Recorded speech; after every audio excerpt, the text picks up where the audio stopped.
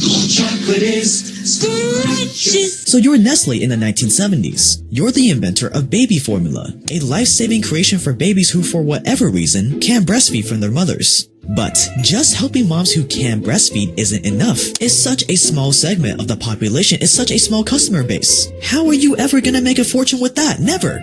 So you're looking to expand your formula business even more. Instead of just selling to moms who can't breastfeed, what if you could sell to every mother? If you could do that, your customer base would instantly increase by 20 to 100x. The problem is you've got some steep competition. Mother Nature's milk. Something that is vastly superior and has far more nutritional value for infants compared to the glorified powdered cow's milk mixed with sugar that you're selling. So you need a way to fool the general public, to dupe them into thinking that formula is far better than natural breast milk. Now you may be saying to yourself, but Jake, if we did that, wouldn't we be intentionally making babies malnutritioned? Well, yes. So anyways, you need to convince the world that formula milk is 1,000,000 times better than breast milk, which means you need a little bit of propaganda. Paying doctors to peddle your formula. And the Nestle campaign that was concocted would turn into one of the greatest medical scandals of the 20th century, from the biggest food company in the world. Ever notice when you're making up some quick, you stir until it's rich and thick? You hate to take that first little sip, 'cause you know it'll be gone in a zip. It's so rich and thick and chocolate that you can't drink it slow. If it's quick, do-do-leo. That's the saddest sound I know. Coffee, Doctor? Oh, fine. Have a Camel with your coffee. Thanks. You know, this night work's kind of rough, isn't it? That's right. But a Camel's always a pleasure. To understand how we're gonna run our propaganda campaign for baby formula, instead of starting from scratch, all we gotta do is take a lesson from some of history's foremost experts at molding public opinion: cigarette companies. In a cigarette, it's the tobacco that counts, and Lucky Strike means fine tobacco.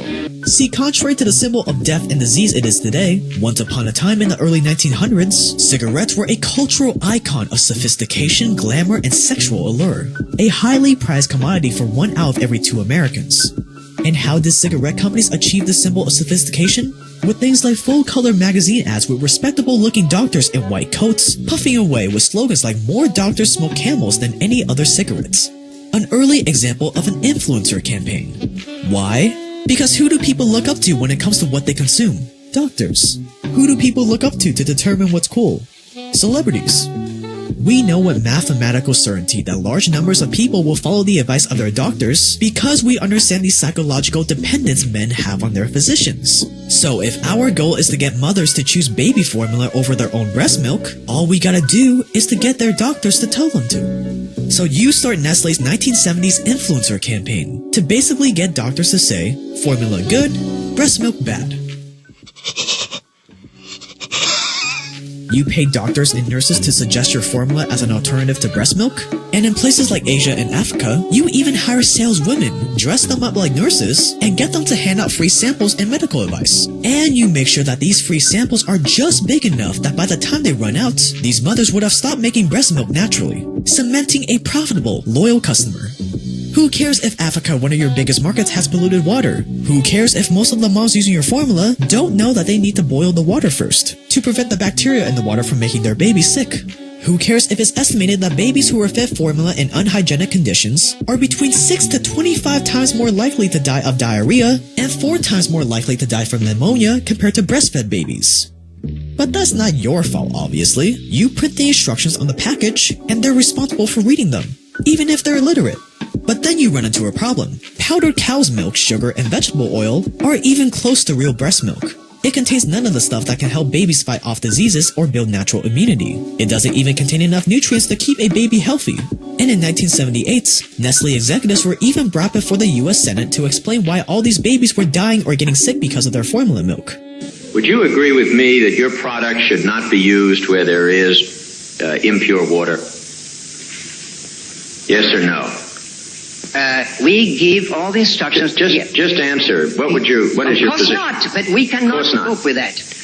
Well, as I understand what you say is where there's impure water, it should not be used. Yes. where the people are so poor that they're not going to realistically be able to continue to purchase that, and which is going to mean that they're going to dilute it to a point, which is going to endanger the health, that it should not be used. Yes. All right, now, then my final question is what do you do, or what do you feel is your corporate responsibility to find out the extent of the use of your product in those circumstances in the developing part of the world? Do you feel that you have any responsibility? We can't have that responsibility, sir.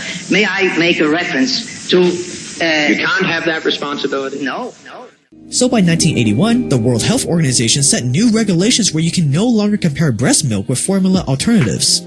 That is a problem. A problem that can be solved by moving your marketing to somewhere with fewer restrictions, like Southeast Asia and the Pacific, where formula sales are skyrocketing, while acting like you are breast milk's biggest fan in the US and Europe, even creating a cringy baby band to get your point across. This is a breastfeeding song. And even after millions of people start boycotting your products, and stricter laws are put in place to stop you from tricking people into using your formula, there are still reports of Nestle paying their doctors to promote their products, giving out free samples and advertising in hospitals. To this day. I would almost argue you should never give your child any formula that you haven't run by your pediatrician. Formula milk has around a 23% profit margin, meaning companies like Nestle make around 23 cents for every dollar in sales. And by 2026, this industry is set to be worth more than $110 billion. But if you thought Nestle stopped there, oh, you're so sadly mistaken.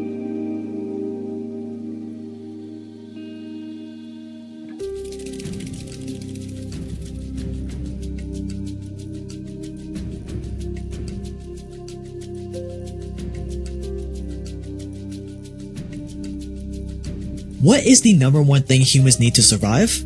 Aside from food, it's water. That's why the water business can be very lucrative if done right. See, tap water itself, the stuff that comes out of your sink, is pretty inexpensive. But bottle up that tap water, market it as coming from Clear Mountain Springs or Majestic Fountains, and you have a ridiculous markup. You can buy a tank of tap water for $10, use it to fill thousands of plastic bottles, and then resell that tap water for $50,000.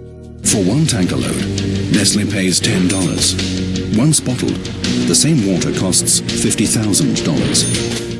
And this is not an exaggeration, by the way. Nestle literally sold bottled tap water with one of their recent lawsuits dating back to as early as 2012. But just like baby formula, you can only get away with so much in first world countries. It's third world countries where you can really take it to an extreme. In Pakistan in 2013, it was revealed that Nestle was diverting clean drinking water away from villages and towns and then packaging it in their factories. They would then resell that water back to the same people they took it from. Honestly, it's pretty genius if you ask me. The people in these towns were forced to drink dirty, polluted water because they couldn't afford to buy the bottled water that was actually theirs to begin with. Here is what the chairman of Nestle had to say about whether or not everyone should have access to water. Die eine Anschauung, extrem würde ich sagen, wird von einigen von den NGOs vertreten, die darauf pochen, dass Wasser zu einem öffentlichen Recht erklärt wird. Das heißt, als Mensch sollten Sie einfach Recht haben, Wasser zu haben. Das ist die eine Extremlösung. A decade later, he clarifies his position. I have always supported the human right to water. Everyone should have enough clean, safe water to meet their fundamental daily needs. But if you thought Nestle stopped there, you are still sadly mistaken.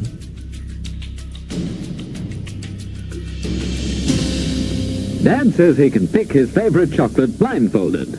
Was it that one? Nope. Try this one. Yes, that's it. No mistaking it. That's Nestle's chocolate. The smoothest, creamiest chocolate of them all. Try the blindfold test. Prove Nestle's best. N-E-S-T-L-E-S, Nestle's one of Maryland chocolate. Nestle baby formula? Bad. Nestle bottled water? Bad. But at least your candy is okay, right? I mean, what could be more innocent than a Kit Kat? Wrong again. 3 million tons of chocolate is eaten every year. But have you ever wondered where those coca crops come from?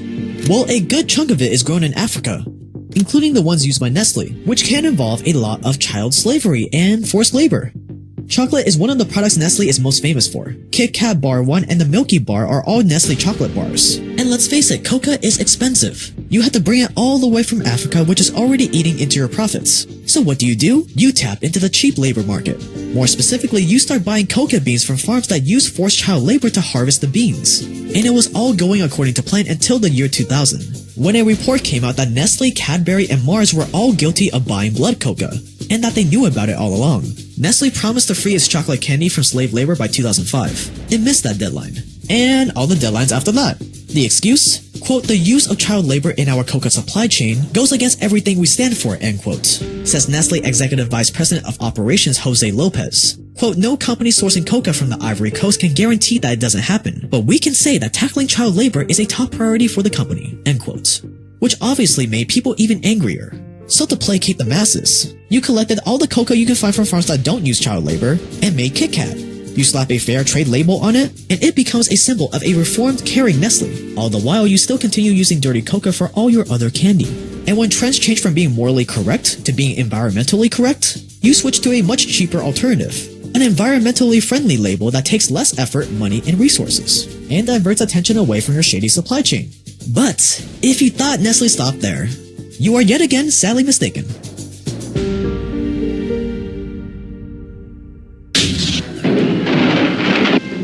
I see automation displaces labor in your organization too, Dr. Sloan. Ah, Captain Q. Join me in a glass of delicious chocolate quick, won't you? Thank you, Doctor. I could use some energy. Incidentally, one of those torpedoes you fired at me was circling and... you're sunk. Toodaloo! Captain Q! Some people will do anything to get rich quick. Toodaloo. Ethiopia is one of the poorest countries in the world, and in 2002 they were in the middle of one of the worst famines in history. What does this have to do with Nestle? Well, in 1986, Nestle bought a German company based in Ethiopia that had been nationalized in the 70s. The Ethiopian government owed Nestle money and offered $1.5 million as compensation. But by 2002, due to a new exchange rate, this amount had become $6 million. As Nestle, you could have written that debt off pretty easily. There were millions of people starving in Ethiopia, and $6 million could have went a long way. It could provide safe drinking water for 1.5 million families, or anti-diarrhea medicine for 750,000 kids. But instead of writing this debt off, you demand your money back, even while you were making a $3.9 billion profit. If people disliked Nestle before, they really hated Nestle now. And by trying to get money back from Ethiopia, you commit what would be known as the greatest public relations blunder of the decade. Nestle eventually backed down due to mounting pressure of boycotts, but the damage to their reputation had been done.